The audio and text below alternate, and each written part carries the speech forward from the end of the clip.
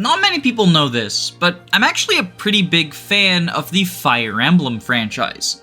Between ROM hacks, challenge runs, and playthroughs that I'm doing just to gather footage for video essays, it feels like there's no point in my life where I don't have an ongoing Fire Emblem playthrough somewhere in the background. But, much to the chagrin of my comments section, Fire Emblem isn't my entire life. I've got plenty of other interests, and one of them is spooky stuff. And for that reason, during October, I wanted to stream a bunch of horror games that were on my backlog. The initial plan was to do this in conjunction with my traditional Fire Emblem streams. I have a Thracia playthrough ongoing for the channel, for example. I even found a ROM hack that I felt I could appropriately tie in to the Halloween season, Fire Emblem: The Kingdom of Ghosts. I don't know if it's actually meant to be spooky, but the name has ghosts in it, so it seemed like a decent excuse to play it. But then, on the suggestion of Kratos MVN, I tried the Final Fantasy Tactics remaster, and holy shit, I have been sleeping on the FFT franchise. This game is goated. I am obsessed. But my obsession came at a cost. Because I spent so many days streaming Final Fantasy Tactics, I didn't have time for both Thracia and the indie horror games. And, well, October is the month of horror, so horror kind of won out. As we got further and further into the month of October, I tried more and more horror games, all the while in the back of my head thinking, next stream will be Fire Emblem for sure. But I kept kicking that can down the road. There's just so many good indie horror games out there.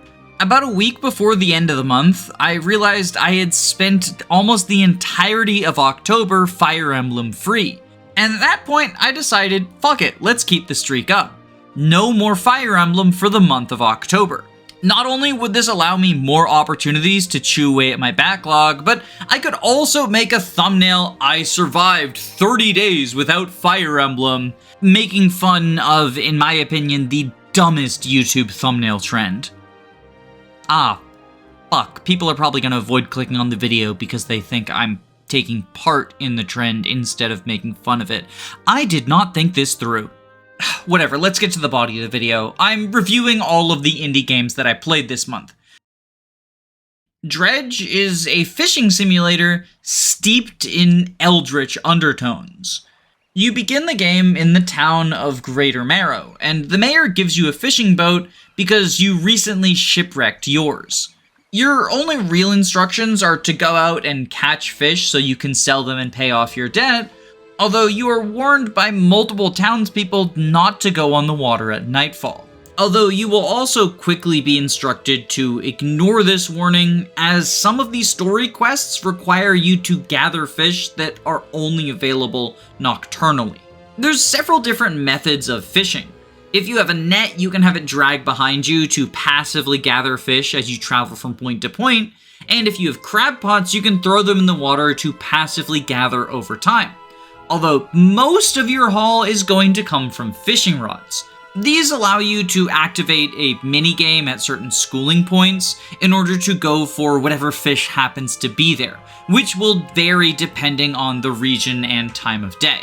In addition to getting seafood that you want to sell for cash, you can go dredging at shipwrecks in order to recover materials with which you can upgrade your boat, or treasures that you can sell for even more money.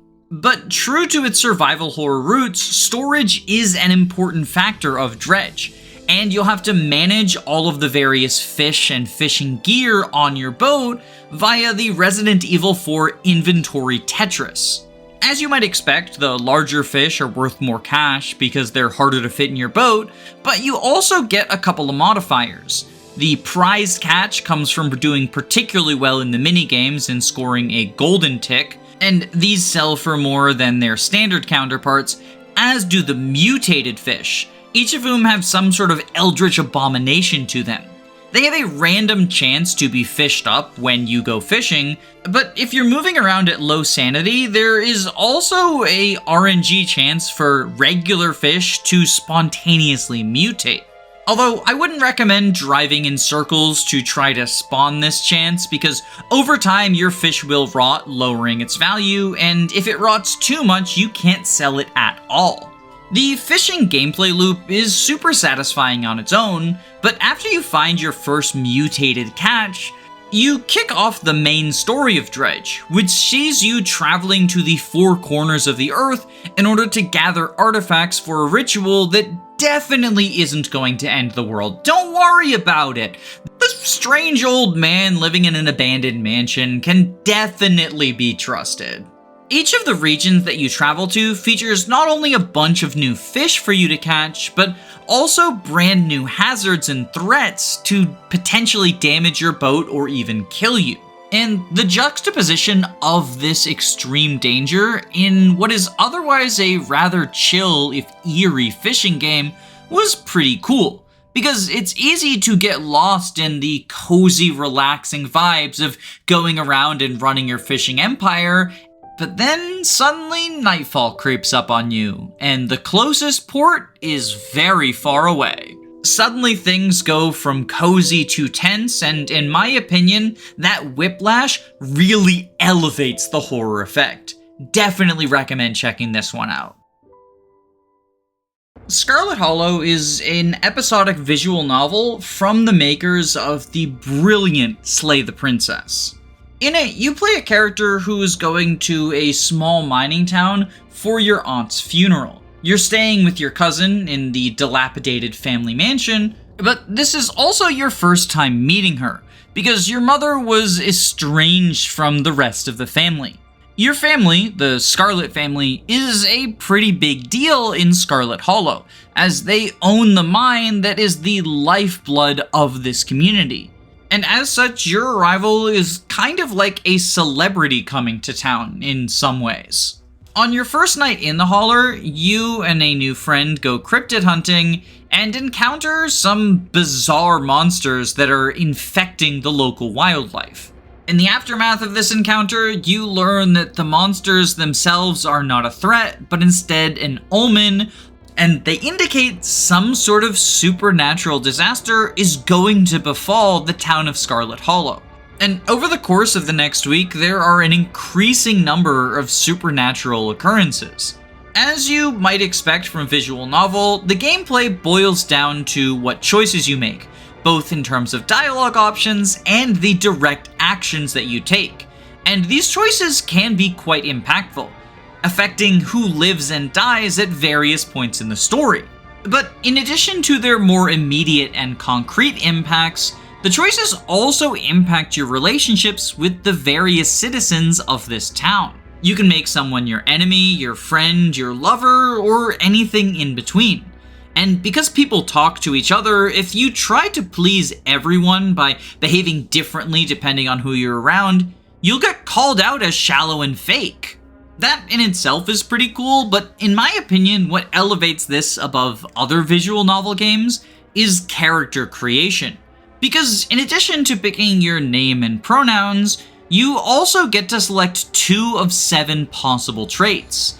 And these traits not only unlock new options for you to take within the story, but also have an impact on just how scenes play out without your input. For example, I took the Speaks with Animals trait, and anytime I encountered an animal within the story, even if there wasn't a choice associated with them, I got some amount of dialogue to indicate that I could understand what they were saying, like Dr. Dolittle. Each trait also is tied to one of the 7 major decisions in the game. For example, towards the end of Chapter 1, you have to choose between 2 characters to determine who lives or dies. But if you have the powerful build trait, then you can actually save both of them. But the trait system gets even cooler than this, because the 2 traits you pick can interact with each other. And there are certain paths and options that only unlock if you combine 2 specific traits. For example, there's a cat in Chapter 1 who speaks French instead of English. If you have both Talk to Animals and Book Smart, then you also know French, and as a result, you can speak to this cat in her native tongue. And would you believe me if I told you the trait system gets even cooler? because Scarlet Hollow has a New Game Plus mode, which allows you to get 3 traits instead of 2, with the trade-off being that you can no longer use your traits during the big climactic choices of each chapter. So Powerful Build no longer allows you to save both people in Chapter 1. At first, I thought the purpose of this was to let you access more content on replays so you can potentially see everything in a fewer number of plays. But would you believe me if I told you there are some combinations of 3 traits that work together to all have a different outcome that only happens if you have those 3 traits? It's ridiculous! For example, Talk to Animals lets you have a staring contest with Frou-Frou, the French cat. If you have Talk to Animals and Powerful Build, you can have an intense staring contest that lasts even longer. And if you have the combination of Talks with Animals, Powerful Build, and Keen Eye, you can have the most intense staring contest possible, such that you almost don't notice your cousin sneaking up on you. Truly a ridiculous amount of narrative flexibility that makes you feel like you really are telling your own story, while at the same time having enough structure that you are following the narrative the devs want you to. It's the best of both worlds. It is worth noting that only 4 of the 7 planned episodes of Scarlet Hollow are out as of time of writing, so it's possible that they pull a Game of Thrones and retroactively ruin everything, but honestly, I don't think they will. This writing team is phenomenal, and I'm super excited to see what else they're cooking up in this story. Cloverpit is a roguelike where you find yourself in a saw trap, and the only escape is via a slot machine. You start out with 30 coins, but your debt is 75. So you have 3 rounds at the slots to make up the difference and deposit it before you get killed.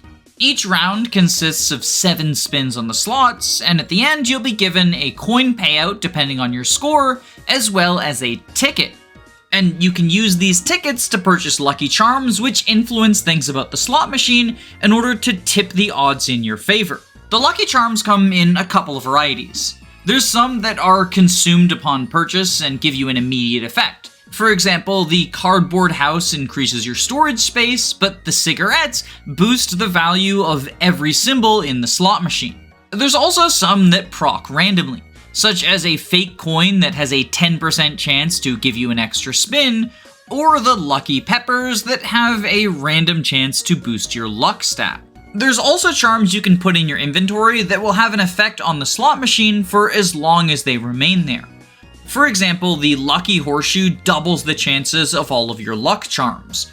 Meanwhile, the Origami Cloverpit multiplies the value of all of the symbols in the slot machine based on how many tickets you have unspent. The last type of lucky charm are button charms. These are charms that you can activate by pressing the big red button on your slot machine, and they have an effect that immediately takes place when you activate them. For example, the Ancient Coin gives you an additional spin with boosted luck, whereas the photographs of each symbol boost the odds of that symbol showing up until the end of the deadline.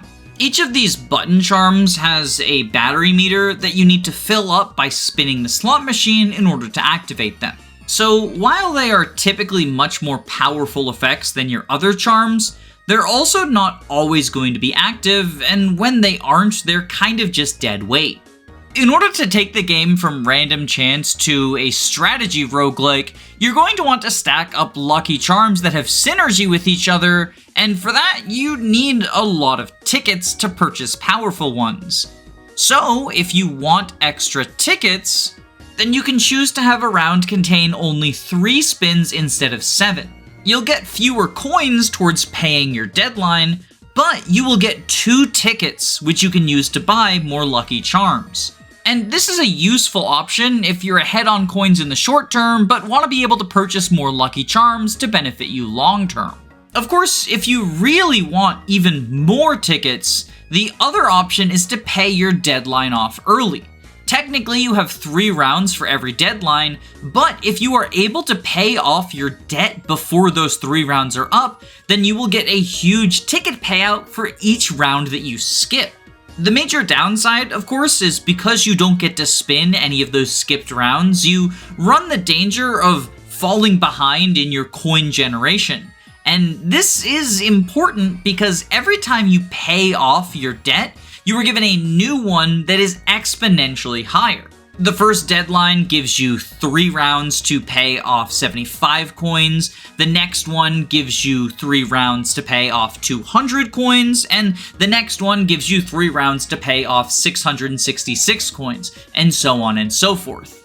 And no, that 666 number is not by pure coincidence. There are satanic elements at play in this slot machine. After completing your first 2 deadlines, the 666 mechanic is introduced. Anytime you spin the slot machine, there is a small chance of scoring 666. It starts out at 1.5%, although it can be increased through various lucky charms or other effects. If you score it, you lose a huge amount of your coins. Depending on how deep into the game you are, it's either all of the coins you scored that round, or all of the coins you haven't deposited yet. Not only that, but after every deadline, you get a phone call on the mysterious red phone, which is almost certainly talking to Satan. On these phone calls, you can choose between 3 different positive effects and permanently apply them to your run. For example, you can permanently increase or decrease the odds of specific symbols showing up in order to tailor the slot machine to your desired outcome. The phone can also alter the value of symbols or patterns, and potentially even give you extra storage space for new lucky charms. By finding strong synergies that work together with phone abilities and lucky charms, you can really push the game to its limits.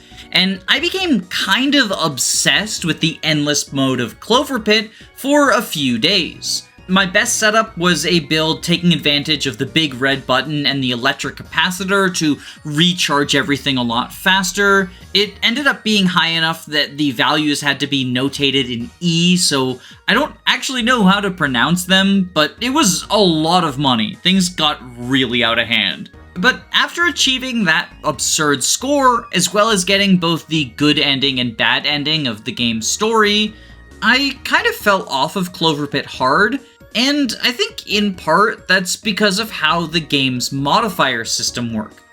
You see, like any good roguelike, in addition to a vanilla run, there's a bunch of different modified runs you can do. For example, there's one that makes every single round last only 1 spin, but you get 7 of them. There's also one where every single round you are guaranteed to score 666 at least once, so you need to plan around the fact that you're just gonna lose that money. There's some that impact ticket generation, some that impact lucky charms in the store, and even one that just straight up doubles the amount of money you need to get with no other fancy bells and whistles. And in theory, this is really cool. But in practice, the way they implemented these modifiers is probably the lamest system I've seen in any roguelike. These modifiers are known as memory cards, and the way that you unlock them is by opening memory packs. Each memory pack has 3 memory cards in it. It's a joke about collectible card games. All good there, very funny. But the way you get memory packs is pretty lame. You have to get enough coins to pay off 2 debts in a row. When you do this, the psychopath holding you captive will offer you a memory pack in exchange for skipping all 3 rounds of a deadline. This is a huge cost, because not only are you giving up all of the coins you would have generated as prizes from the spin, but also because anytime you have a good charm setup, each spin of the slot machine makes the next spin more valuable. Once again, on its own, I actually like the system of the bargain where you skip deadlines. It asks the player a very interesting choice. Are you willing to sabotage the run that you're currently on for some potential meta progression? But where the whole memory pack system falls apart is that each of these modifiers is a one-time use item. At the start of each run, you can choose either to play a vanilla run, which doesn't have any modifiers, or you can choose to expend and destroy one of the memory cards you have in order to play a modified run.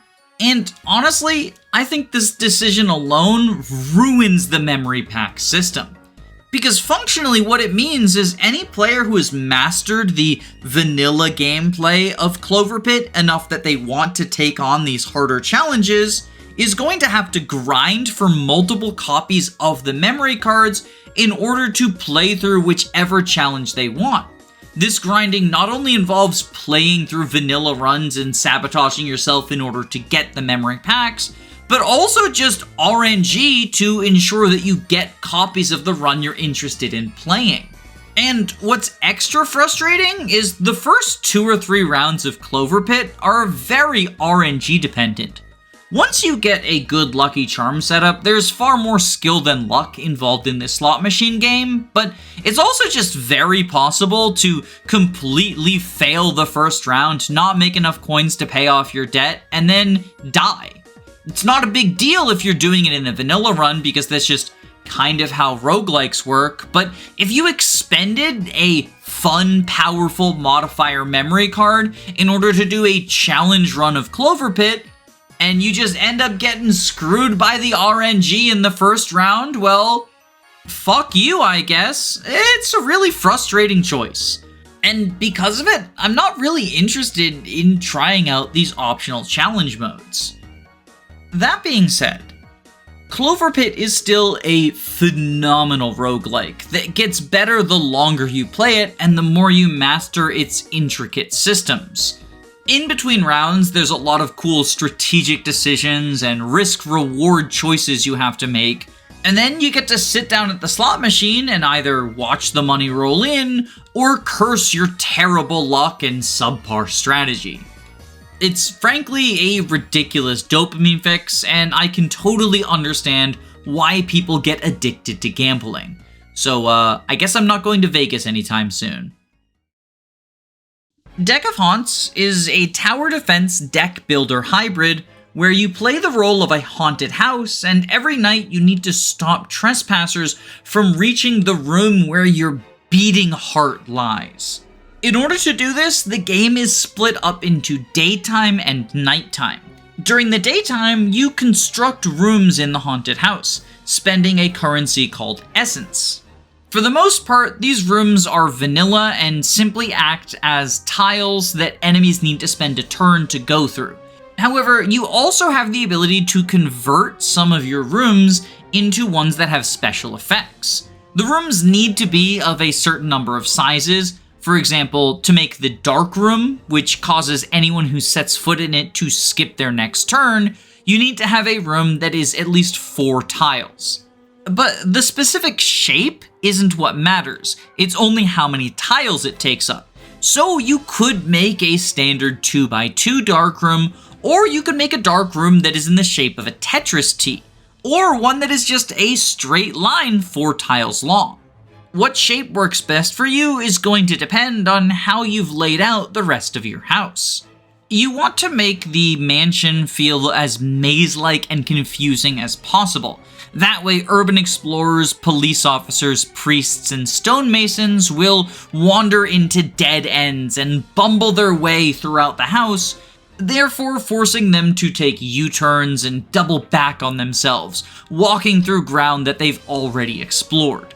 However, you also want to make sure there's a long distance in between the entryway and the heart room, because some enemies will be guided and they will know precisely the shortest path to take. Therefore, you want to make sure the shortest possible path is still long enough that you can kill any foes before they deal damage to you. But building the house isn't the core part of the gameplay. Instead, it's much closer to something like battle preparations in Fire Emblem. The real ordeal happens at night, when trespassers go into your house and start wandering around. This is where the deck builder portion of the game takes over. The night will be split into turns. On your turn, you will draw and play cards in order to attack humans, summon minions, or lay down traps. Humans have both a health pool and a sanity pool. Each human also has a tension stat that you can increase, and this acts as a one-time multiplier for the next instance of sanity damage. If you completely drain a human's sanity, they will lose their minds and stop moving around. and if you completely drain a human's health, then they will die and become a corpse. The way that you gain essence, the currency used to build the house in the daytime, is by driving humans insane or killing them. You get more essence for killing someone than driving them insane, but the most essence you can get is by driving someone insane and then killing them afterwards. Although you should note that once every human has either been killed or driven insane, you will no longer be able to take any turns, and as a result, if you want that double essence bonus, you're going to have to waste some cards killing humans who are already not a threat to you. One other interesting wrinkle in this is how humans react to corpses.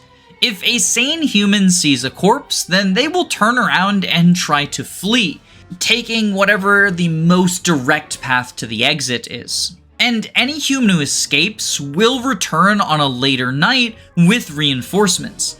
Thusly, if you let too many of your would-be victims get out of the house alive, you're just going to be creating problems for yourself later down the line.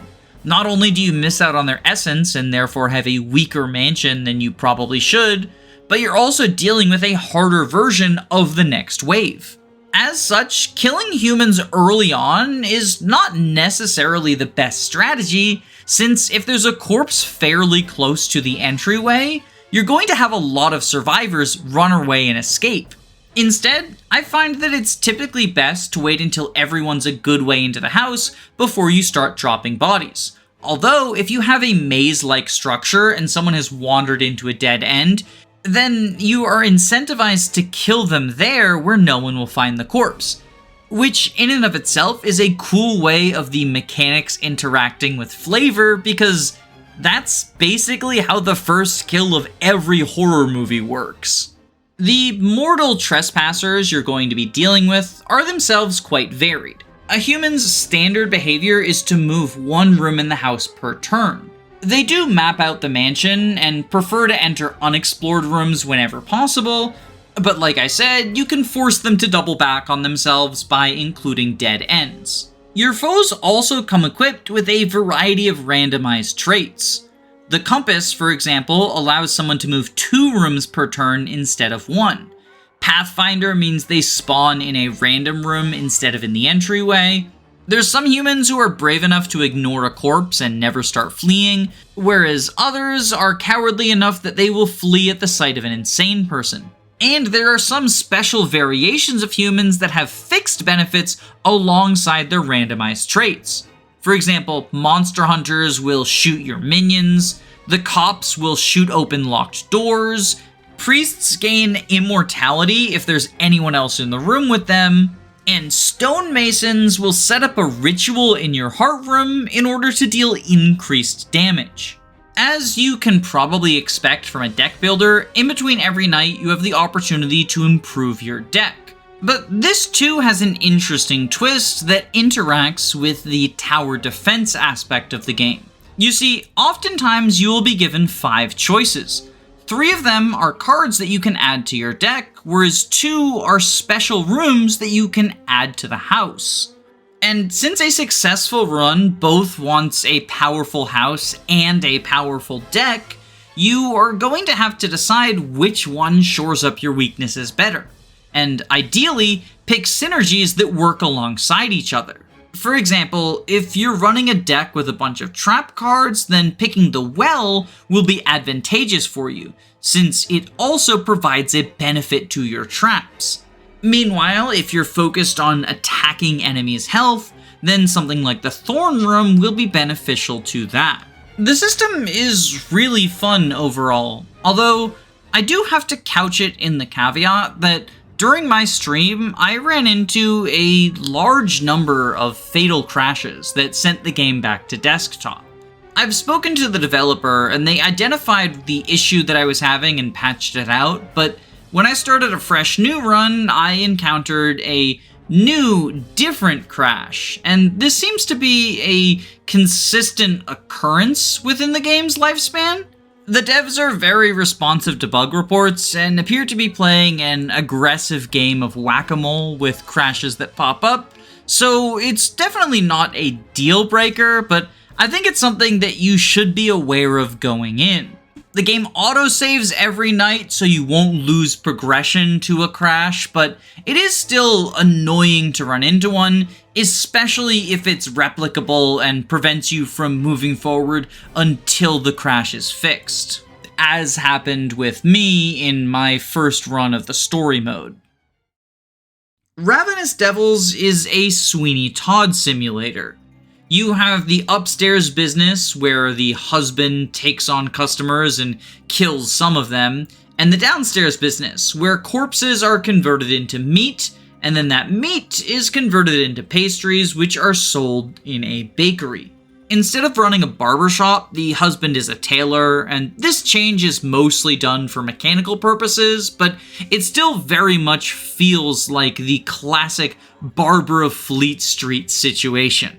The gameplay consists of you directing the husband and wife to complete specific tasks. Each of them can only work on one task at a time, although some of these tasks are automated once you start them up. For example, whenever the wife puts food in the oven, it will automatically cook over time, and you just need to come and grab it when it's finished. Likewise, the husband can throw some cloth on the automatic sewing machine, and it will create a garment that he can return to when he's done with his other chores. On the other hand, there are some tasks that just occupy a large amount of your time. If the wife is chopping people up into steak, or the husband is murdering someone or cleaning up blood spills, then they're going to be occupied for a few seconds and unable to respond to future commands. As such, you get into a kind of loop where you start up the automated tasks before committing your worker to something more arduous and time-consuming. Before mopping up a bloodstain, you want to make sure there's cloth currently in the sewing machine. The stores that you're running start out simple, but as you progress further into the game, you unlock better methods for making money, but those methods come with additional complexities. To start out, every time you kill someone, you get both a corpse and some cloth. The cloth can be converted into clothes, which you put on mannequins to be sold in the front, whereas the corpse can be converted into ground beef with your beef grinder. Although later, you will also buy a sausage machine and a steak table to make various types of meat from corpses. Each of the meats you have can be cooked into different recipes, either by being combined with each other or with other ingredients such as flour and vegetables. The more complex recipes, as you expect, sell for higher value, but regardless of what you make, you use it to fill out the self-serve tray. And as customers come in, they will help themselves to whatever treats you've laid out. Once you've made some money from selling pastries and clothing, you can buy upgrades, the most notable of which is the vegetable garden. This unlocks a whole new system where you can convert corpses into fertilizer instead of meat. You then use that fertilizer to grow tomatoes, potatoes, onions, and eggs. Yes, for some reason you need fertilizer for the eggs. Then you can combine those ingredients with meat for more complex and expensive recipes. Splitting your corpses between fertilizer and 3 different types of meat means that you're going to be incentivized to keep dropping bodies faster and faster, as you need more supply to feed more customers, especially once you start getting tables, because unlike the self-serve, people who sit down at tables make requests for specific recipes. Now, they do pay more than anyone who goes to self-serve, but the fact you need to match their exact order means it's imperative to keep all of your shelves well stocked. In addition to unlocking new systems, you can spend money to upgrade the utilities you already have. You can give yourself extra ovens or make your oven faster. You can make it so you get more meat or cloth from each murder. You can hire an assistant who takes orders for you so that your wife never has to go upstairs. And you can adopt a cat who goes and hunts for mice that you can then cook and serve, although they're not used in any complex recipes and can only be used to fill the self-serve counter. I guess even in England, they're not desperate enough to intentionally order mice. The campaign of Ravenous Devils has you hunting down specific victims in order to feed them to Jack the Ripper, although this mostly serves as a tutorial for the Endless mode you can unlock afterwards. And Endless mode gives you a lot more freedom, as well as ever-increasing taxes that you need to keep up with. I guess the desire to gain ever-increasing money is just a common theme in indie horror games. Turns out the real villain was capitalism all along. No, I'm Not a Human can best be described as a single-player social deduction game.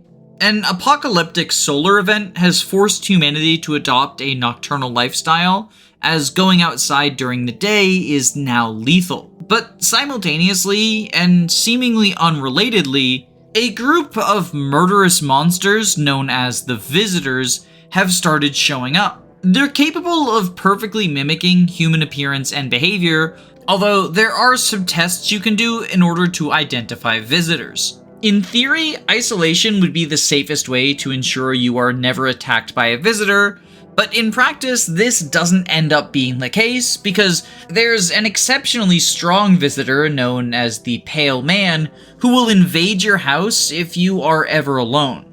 As such, the initial gameplay involves a day-night cycle. Every night, people will come knocking on your house door seeking shelter. You can hear them out and determine whether or not you want to invite them in or send them away.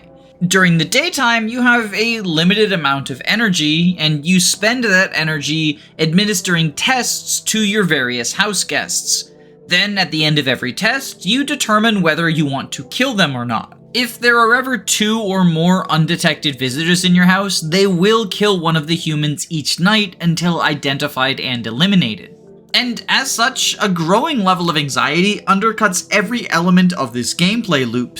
When determining whether or not to let a guest into your house, you have to weigh the idea of strength in numbers against the very real possibility that they are a wolf in sheep's clothing. And because you only have a limited amount of energy, the more people you let into your house, the harder it'll be to test them all before they have a chance to kill. Especially since all of the tests that you have for determining whether someone is a visitor or a human are pretty unreliable. The supposed telltale signs of being a visitor you are fed through television broadcasts are things like bloodshot eyes, dirty fingernails, white teeth, bleeding gums, hairless armpits, all traits that also apply to plenty of humans. Like, I myself shaved my armpits 2 days ago. Does that mean I deserve a bullet to the head? And whenever a guest of yours fails a test, they have a reasonable explanation for why their body is like that. In my own playthrough, I encountered an orphan girl who had bloodshot eyes because she was crying, an old woman who just didn't grow body hair anymore because of her age, and an escaped refugee who had dirty fingernails because she had fallen in the dirt while escaping from a federal internment camp. Because yes, this game where you determine who lives and dies based on superficial physical appearances has something to say about the creeping rise of fascism in modern society.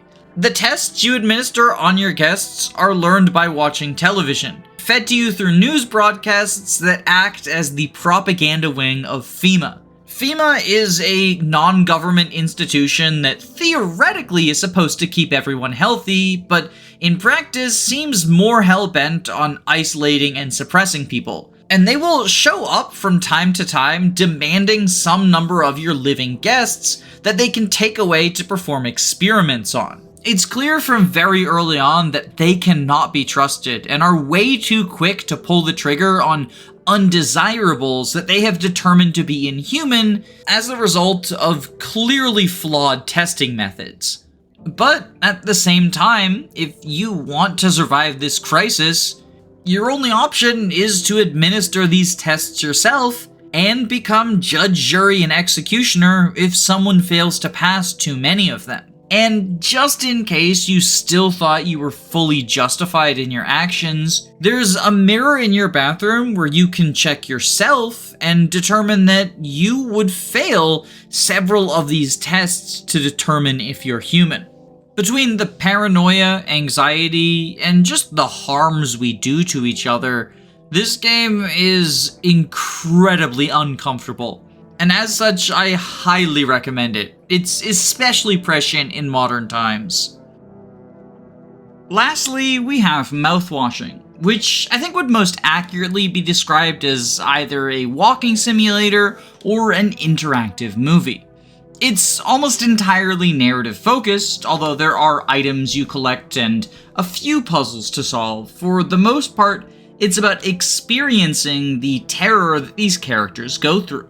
If you have any interest in a good psychological horror story, I would recommend playing Mouthwashing without listening to the rest of my review, but if you want a little bit of a elevator pitch, keeping it as spoiler-free as possible, Mouthwashing is a story about isolation, and it explores that concept from multiple angles.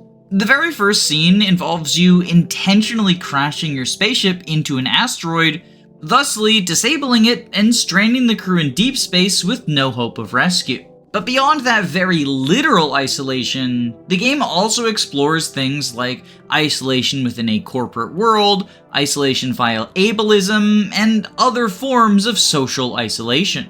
Although I should issue a quick accessibility warning, the game features a lot of stuttery glitch sounds and distorted visuals, so if that's the sort of thing that can trigger migraines for you, it might be best to steer clear, or at the very least, play without headphones.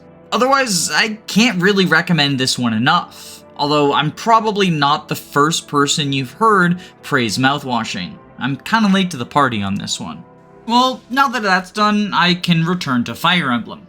But first, I want to thank my patrons. Thank you Glupshido, Electric Giga, Erica Ford, YLO1, George Grenville the 7th PM, Jamie Collins, Arvis, Crispy Matthews, Floahay, Amy Hazel, Shinthia, Faulty Videos, Kyle Madison, Derek Williams, Anna Cabana, The Daily Fugle, Faye, Magic Bite, Thoughtful Insanity, Robin Goodfeller, Ziggy, WSB, Dysike, Chris, Root Beer Pants, Queen Elizam, Control Tages, Roman Chromantic, Knick Knack, Hammersmack, Carrier Has Left, Angel Knock Caceres, Cabbage, SUP, Caius Cole, Bree, Punchfighter Champion, Eggman, Maxine the Vampire Queen, Dragonback, Lancer, Sardonic Muse, Wannabe Cinnabon, Lepton, Key the Iron Idol, Calamity Callie, A Clever Username of Lies, Jackson McMahon, Saren Gurlixy, Rezi, Andu, Ria, Gameboo, Carosa, Fyrant Your Doctor, Frozen Helm, Patwit, Pillow Willow, Girl Boss, Lizard Bong Water, Christopher Bueno, Marin McLean, Jaden, Dylan Solis, Forever Lucas, Some Trades, Guiji555, Smaz Ruby, Zycrom, Robin D, Alenby, Hound Dogs, They Thumb, Klon, and especially my Jagans, Your Best Friend 9000, Adele, Alexander Roper, Sensitive Luigi, Siggy, and Serial Bowl. There's a link to my Patreon down below if you're interested in supporting me, and there are links to each of the indie games that I talked about in this video if you are interested in purchasing them. Regardless of what you choose to do though, I hope you have a wonderful day. Stay safe, gamers.